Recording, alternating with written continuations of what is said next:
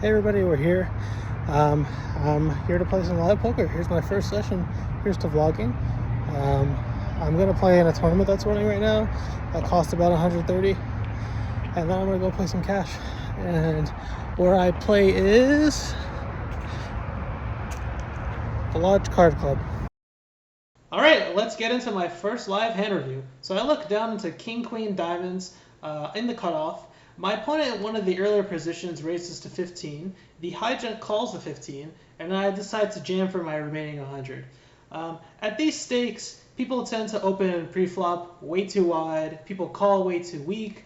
I have King Queen suited. That's one of the best hands I'm gonna have. I decided to jam for 100. There's 30, or I guess about 33 into the pot right now. I think it's a good jam. A lot of people are going to call me with worse. My opponent in the earlier position contemplates for calling. The opponent of the hijack folds, and we go off to a flop. Flop comes out, and it's a brick. Turn, brick, river, brick.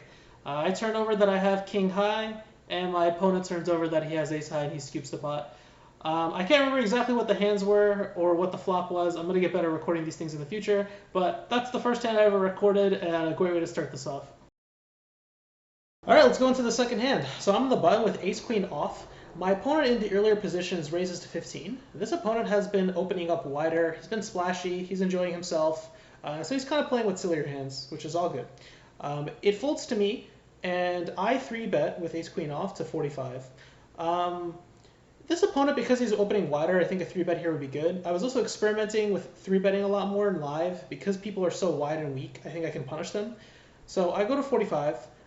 It folds to him, and he calls. So we have 90 into the pot, minus the blinds. The flop comes out. I can't remember what I had on the flop, but I had 2 overs, and I had a gut shot to Broadway, I believe. My opponent leads and jams for my remaining 75. And so I thought about this for a while, and I had, there's 90 in the pot. He's jamming my 75, so he's putting 75 in. So the 90 plus 75 he's putting in, that's 165. So I have to put in 75 to win 165. And so the equity that I need is about 31%. I have 6 outs and overcards, and then I have 4 outs for the gut shot. So that's 10 outs. 10 outs times 4, because we have to see the turn of the river. That's 40% equity. So I have more than the need is about 31%. I have 6 outs and overcards, and then I have 4 outs for the gut shot. So that's 10 outs. 10 outs times 4, because we have to see the turn of the river. That's 40% equity. So I have more than the needed equity to make this call. Plus, this player has been a little bit spazzy, and sometimes he just jams with air to get you to fold. So I also factored that in, and I thought I had more than needed equity.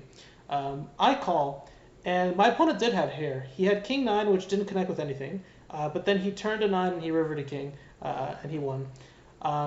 But yeah, I think I made a great call here. The board just didn't turn out in my favor. And yeah, let's move on to the next hand.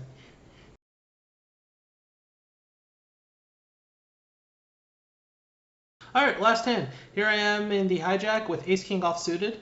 I bet 20 because people will call 20 here.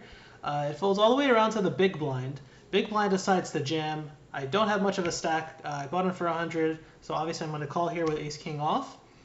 And then the flop runs out. I get an ace on the flop, and then turn river. My opponent also had an ace, but I just had a better kicker, and I scoop one. Just wanted to show one where I finally win. Yeah.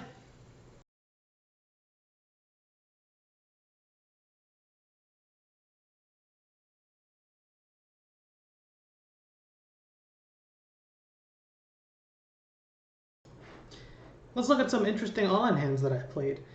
So here's an interesting hand. So I'm in the big blind with Jack 7 of spades. It limps around surprisingly.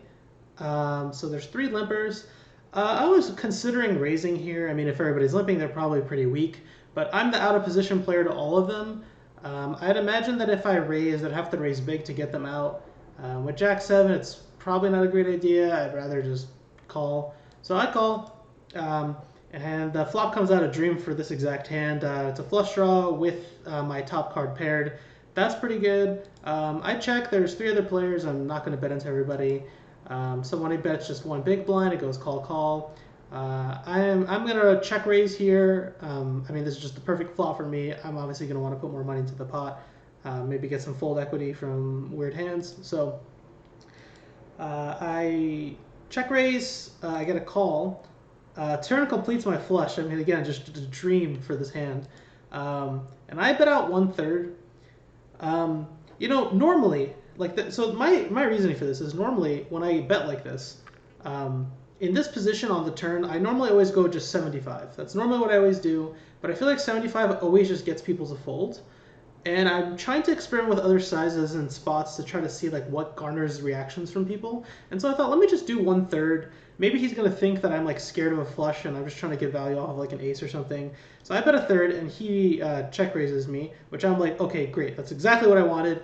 Slightly worried maybe he has like a king high spade flush, but I mean like realistically probably not. So I'm like, great.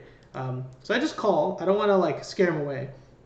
And then the river comes like queen, which actually is probably pretty good because if he has what is that, king 10 or 10-9, I mean 10-8, he has a straight, so that does give him more options.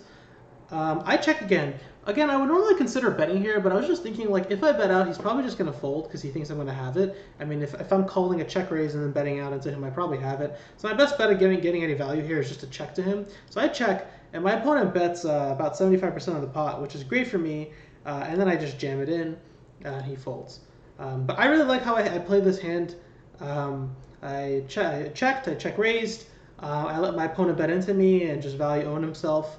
Whereas normally I wouldn't get a lot of value here. I thought that check back on the river was really good and got me a lot of value. So yeah, great, well played hand.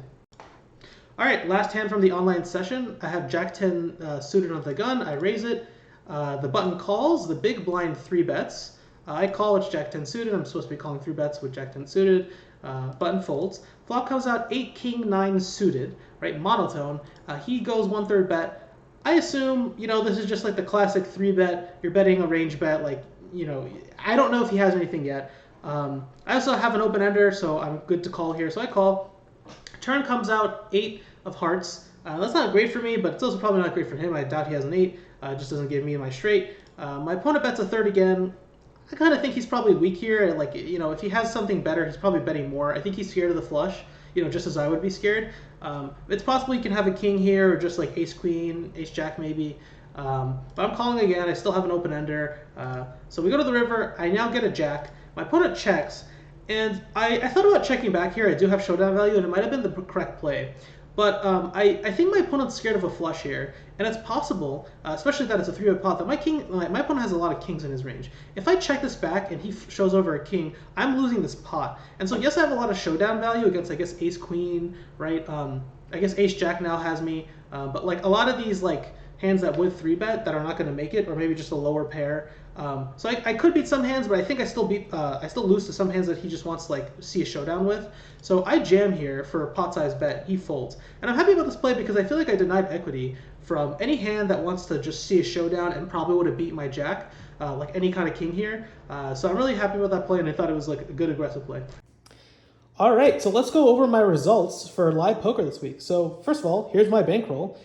Here's the 5K that I started out with, and let's see what I grew it to in this first week. So I gained an extra $1,000, $2,000, and $311 this first week of playing live at the lodge.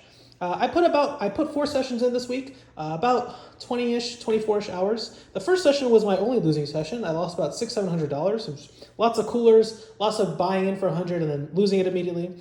But then the second, third, and fourth session, it was just pretty much winning cleanly. I didn't really have to buy in. I just bought in once, would win, and then I would leave. So it's been a great first week. Can't really complain. 4 sessions, 24 hours, and a net profit of $2,311, bringing my total bankroll to $7,311. So already about 1/4 of the way to the 10K challenge being completed. I'm really happy with this first week. And yeah, let's move on to my online results.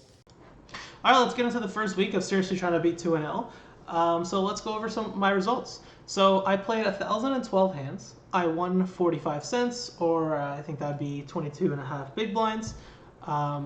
I played for, let's see where it is, 2 hours and 57 minutes.